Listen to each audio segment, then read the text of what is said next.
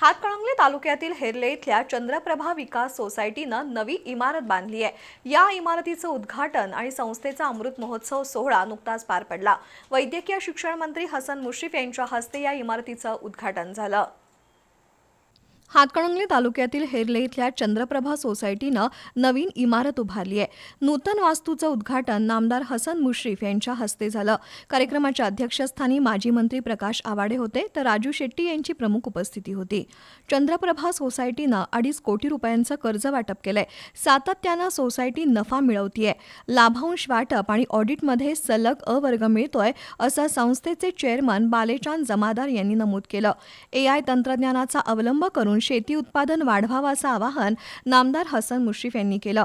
कर्जमाफीतील जाचक अटी रद्द करण्याची मागणी माजी खासदार राजू शेट्टी यांनी केली। यावेळी संस्थेच्या स्मरणिकेचं प्रकाशन करण्यात आलं। चेअरमन बालेचांद जमादार यांचा मानपत्र देऊन सत्कार करण्यात आला।